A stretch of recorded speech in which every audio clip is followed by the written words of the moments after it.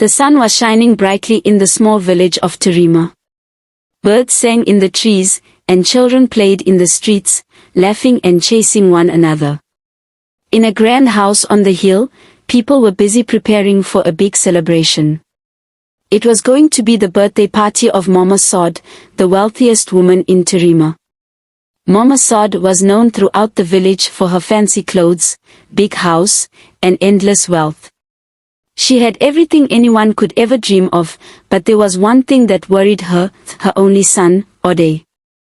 Ode had fallen in love with a girl from a very poor family. Her name was Amina. Amina lived in a small hut with her mother, who struggled to make ends meet. They had little to eat, and their clothes were old and torn. But Ode loved Amina, not for her looks or her clothes, but for her kind heart. Mama Sod, however, could not accept this. She wanted her son to marry a girl from a rich family. One day, Mama Sod had an idea. She would invite Amina to her grand birthday party. She planned to show everyone, including Ode, how different Amina was from their rich family and friends.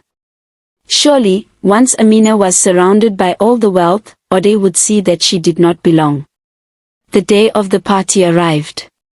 Mama Sod was dressed in her finest clothes, a sparkling blue gown made from the finest silk. The house was decorated with gold and silver, and the tables were filled with all kinds of food. Guests from all over the village had arrived, laughing and chatting, waiting for the party to begin. Amina was nervous. She had never been to a party like this before. She wore the best dress she owned, a simple yellow one her mother had sewn for her. When she arrived at the gate, the guards stared at her, unsure if she was even invited. Mama Sod greeted Amina with a forced smile, looking her up and down. "Welcome," she said, her voice dripping with fake kindness. "Come, sit. The party is just beginning." Amina felt out of place. She could see the guests whispering and laughing behind her back. She sat quietly, trying not to attract attention. Ode, however, was happy to see her.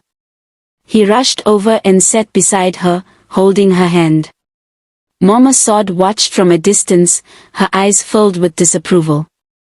As the party went on, something strange started happening. The lights flickered, and the air grew cold. Mama Sod's friends, who had been laughing and eating, suddenly stopped talking. Their faces grew pale, and they looked around nervously. Then, without warning, the grand chandelier in the center of the room began to swing. People gasped, staring in shock. Mama Sod stood up, trying to calm the crowd. "It's just the wind," she said, but even her voice trembled. Suddenly, a loud bang echoed through the room.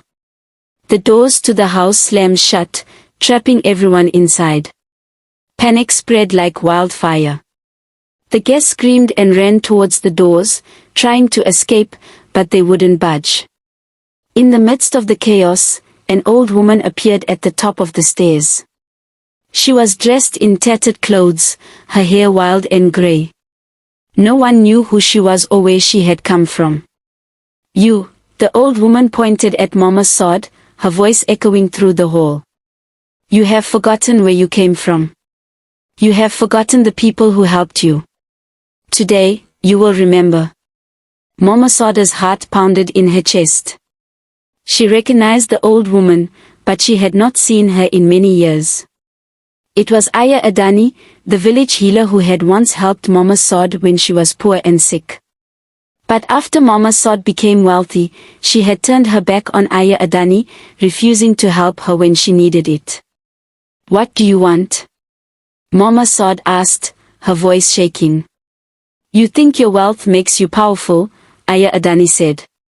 "But today, you will learn that true power comes from the heart, not from riches."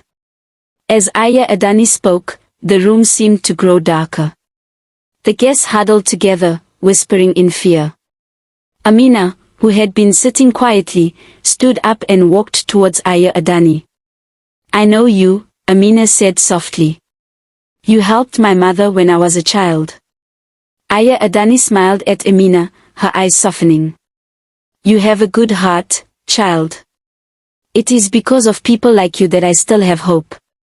Ayah Adani then turned to Mama Sod. You invited this girl here to humiliate her, but it is you who will be humbled. With a wave of her hand, Ayah Adani made the lights flicker again.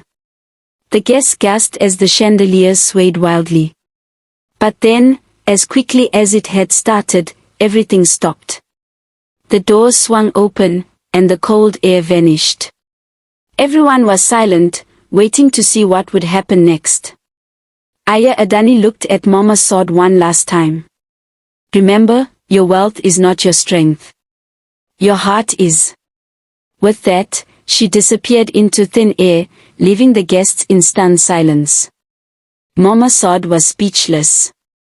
She looked around the room, at the faces of the people she had invited to show off her wealth. But none of it mattered anymore.